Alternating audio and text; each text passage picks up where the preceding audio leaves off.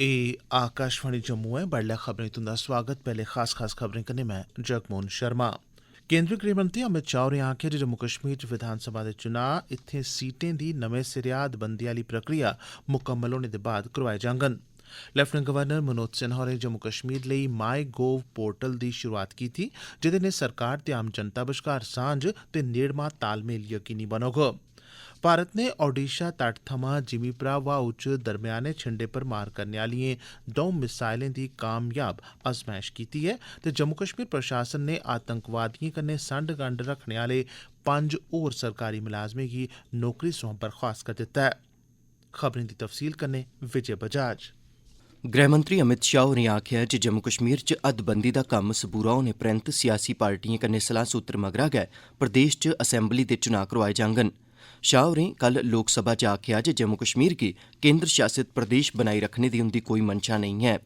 गृहमंत्री होर Delhi municipal corporation संशोधन बिल पर जारी चर्चा दौरान कश्मीर बारै सदस्यें पास्सेआ पुट्टी गेदिएं चैंताएं उप्पर प्रतिक्रिया देआ करदे हे।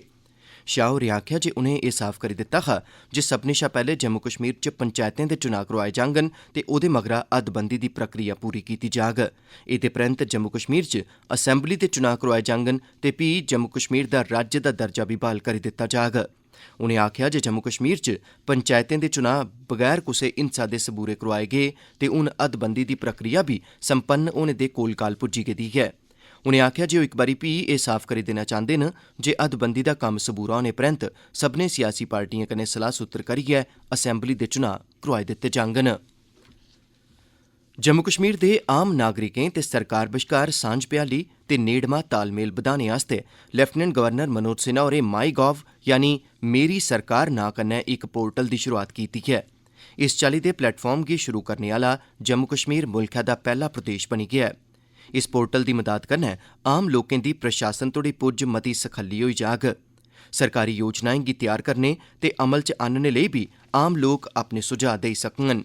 इस मौके लेफ्टिनेंट गवर्नर होरें आखेआ जे इस पोर्टल गी शुरू करने दा मकसद आम आदमी दे सशक्तिकरण गी यकीनी बनाना ऐ।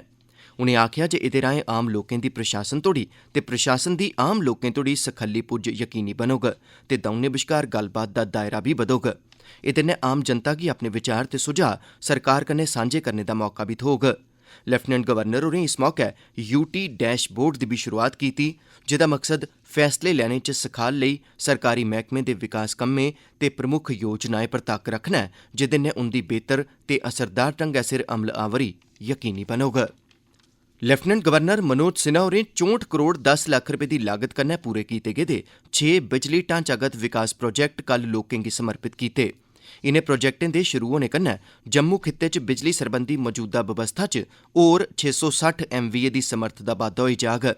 इनें प्रोजेक्टें च ग्लैडनी ग्रिड स्टेशन च नमें 400 MVA 220/132 KV बिजली ट्रांसफार्मर सनै ग्लैडनी, कनाल, बड़ी ब्राह्मणा 1, जौड़ियां ते अखनूर ग्रिड स्टेशनें च नमें 50 MVA 132/33 KV बिजली ट्रांसफार्मर बी शामल न। लेफ्टिनेंट गवर्नर होरें इस मौके गलाया जे इनें नमें प्रोजेक्टें कन्नै जम्मू दी 6 लक्ख शा मती आबादी गी फायदा हासल होग। उनें इब्बी आखेआ जे केंद्र शासित प्रदेश दा प्रशासन जम्मू कश्मीर दे बसनीकें लेई ऊर्जा सरबंधी सुरक्षा यकीनी बनाने गित्तै क्रांतिकारी गैंई पुट्टा करदा ऐ। श्री सिन्हा होरें आखेआ जे इनें हीलें कन्नै ना छड़ा बिजली दी मती खपत आह्ले दिनें दौरान बिजली संकट कन्नै निब्बड़ने च मदाद हासल होग, सगुआं एह्दे नै रोजगार दे बी बड़े मते मौके पैदा होङन। फौज दी 9 कोर दे general officer commanding lieutenant general PN Anantha Narayanan होरें कल राजभवन जाइयै लेफ्टिनेंट गवर्नर मनोज सिन्हा हुंदे नै मलाटी कीती। इस मौके उनें लेफ्टिनेंट गवर्नर होरें गी उंदी जिम्मेदारी आह्ले इलाकें च बने दे सुरक्षा हालात बारै जानकारी दित्ती ते इस मतल्लक होरनें मामलें पर उंदे कन्नै चर्चा बी कीती। GOC हुंदे कन्नै गल्लबात दौरान लेफ्टिनेंट गवर्नर होरें आखेआ जे कुसै बी आपात स्थिति दा असरदार तरीके कन्नै मुकाबला करने लेई बक्ख-बक्ख सुरक्षा एजेंसिएं बश्कार तालमेल अत्त लाज़मी ऐ। उनें इब्बी आखेआ जे केंद्र शासित प्रदेश जम्मू कश्मीर दे लोकें लेई इक सुरक्षित ते साजगार माहौल यकीनी बनाने आस्तै सुरक्षाबल मती महत्वै आह्ली भूमिका निभा करदे न। टाइगर डिवीजन दे GOC मेजर जनरल नीरज गोसाई होर बी इस मौके उत्थे मौजूद हे। भारत दी आज़ादी दा 75वां ब'रा शुरू होने दे सिलसिले च आकाशवाणी जम्मू दा क्षेत्रीय समाचार एकांश जम्मू यूनिवर्सिटी दे डिपार्टमेंट ऑफ स्टूडेंट्स वेलफेयर दे सहयोग कन्नै पेश करा करदा ऐ विशेष प्रश्नोत्तरी आज़ादी का Amrit Mahotsav quiz India at 75। एह्दे तैह्त हर सोमवारें बड्डलै 9 आह्ले डोगरी बुलेटिन च इक सोआल पुच्छेआ जंदा ऐ, जेह्दा जवाब श्रोता साढ़े ईमेल एड्रेस india75quiz@gmail.com उप्पर भेजी सकदे न। सही जवाब भेजने आह्ले श्रोताएं चा त्र'ऊं दी पर्ची राएं ताल करियै जेतू घोषित कीता जंदा ऐ ते उंदे नांऽ दी घोशना अगले रोज मंगलवार बड्डले आह्ले डोगरी बुलेटिन च कीती जंदी ऐ। श्रोताएं अग्गे अपील ऐ जे ओह् जवाब दे कन्नै अपना पूरा पता बी लिखन तां जे जेतुएं गी सर्टिफिकेट डाकै राएं उंदे घरें तगर पजाए जाई सकन। श्रोताएं अग्गे इब्बी अपील ऐ जे सर्टिफिकेट थ्होने परैंत ओह्दे कन्नै अपनी इक सैल्फी खिच्चियै असेंगी इस्सै ईमेल आईडी पर भेजन तां जे अस उसी अपने सोशल मीडिया पर अपलोड करी सकचै। एह् खबरां तुस आकाशवाणी जम्मू थमां सुना'रदे ओ। हून बाकी दियां खबरें कन्नै जगमोहन शर्मा।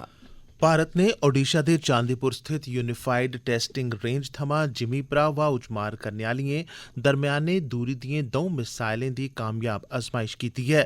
रक्षा मंत्रालय मूजब इनें द'ऊं अजमाइशें कन्नै भारत दी फौजी थेहार प्रणाली ने इक बारी परतियै अपनी समर्थ ते उपयोगिता सिद्ध कर दित्ती ऐ। इनें दौनें मिसाइलें अजमाइश दौरान तेज रफ्तार आह्ले ब्हाई लक्ष्यें पर भलेआं सटीक निशाना लाया। रक्षा मंत्री राजनाथ सिंह होरें इनें सैन्य थेहारें दी प्रणाली दी कामयाब अजमाइश पर रक्षा अनुसंधान ते विकास संगठन DRDO, भारतीय फौज ते रक्षा उद्योग दी बड़ी मती सिफ्त कीती ऐ। जम्मू कश्मीर प्रशासन ने जम्मू कश्मीर पुलसा दे कांस्टेबल तौसीफ अहमद मीर ते 4 होर मुलाजमें गी नौकरी थमां बर्खास्त कर दित्ता ऐ। तौसीफ पर हिजबुल मुजाहिदीन आतंकी संगठन लेई कम्म करने ते अपने द'ऊं साथी मुलाजमें गी मारने दी कोशश करने दा आरोप ऐ। बाकी 4 मुलाजमें पर बी आतंकी संगठनें कन्नै तल्लुक रखने दा आरोप ऐ। एह् कार्रवाई प्रशासन आसेआ उस नामजद कमेटी दी सिफारिश उप्पर कीती गेई ऐ जेह्ड़ी जम्मू कश्मीर दी सुरक्षा दे हितै च दोषी मुलाजमें गी बर्खास्त करने दी इजाजत दिंदी ऐ। पिछले ब'रे कोला लेइयै हुनै तगर 34 सरकारी मुलाजमें गी इनें प्रावधानें दे तैह्त बर्खास्त कीता जाई चुके दा ऐ। प्रावधान तैह्त कमेटी आसेआ सिफारिश कीते जाने दे बाद ने कुसै मुलाजम गी बर्खास्त करने कोला पैह्लें पुच्छ पड़ताल करने दी बी लोड़ नेईं ऐ ते बर्खास्त मुलाजम छड़ा हाई कोर्ट च गै एह्दे खलाफ अर्जी देई सकदा ऐ। कठुआ जिले च आम लोकें अंदर नशाखोरी दे माड़े असर बारै जागरूकता पैदा करने दे मकसद कन्नै इक साइकिल रैली दा सरिस्ता कीता गेआ। कठुआ दे खेड स्टेडियम थमां शुरू होई दी इस रैली गी जिला विकास कमिशनर राहुल यादव होरें झंडी दस्सियै रवाना कीता। एह्दा सरिस्ता समाज कल्याण मैह्कमे आसेआ बाइसिकल फॉर चेंज नांऽ दे इक समूह दे सैह्योग कन्नै कीता गेदा हा। एह् समूह साइकिल चालक नौजवानें दा इक संगठन ऐ जेह्ड़ा साइकिल चलाने दी आदत गी बढ़ावा देने दे मकसद कन्नै कम्म करा करदा ऐ तां जे मते शा मते लोक इसी अपनाइयै नरोआ जीन जी सकन ते कन्नै गड्डिएं कारण होने आह्ले प्रदूषण कोला भी बचेआ जाई सकै। साढ़े जिला संवाददाता प्रदीप शर्मा ने जिला विकास कमिशनर कन्नै गल्लबात कीती।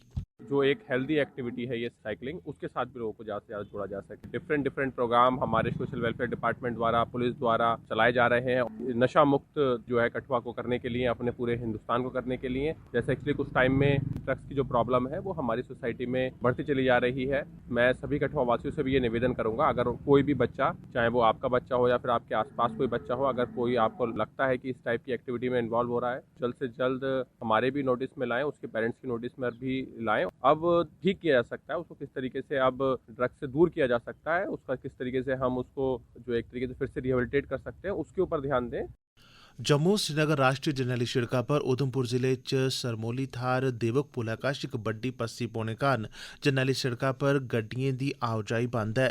साढ़े जिला संवाददाता अनिल दुबे ने जानकारी दित्ती ऐ जे कल चिरें संझां पेदी इस पस्सी दा मलबा हटाने दा कम्म पूरी रात चलदा रेहा ते फिलहाल सरमोली कश बारी बारी सिर इक इक करियै गड्डिएं गी लंघाने दी व्यवस्था करी लैती गेदी ऐ ते ऐल्लै छड़ा बत्ता फसी दिएं गड्डिएं गी लंघाने दा कम्म जारी ऐ।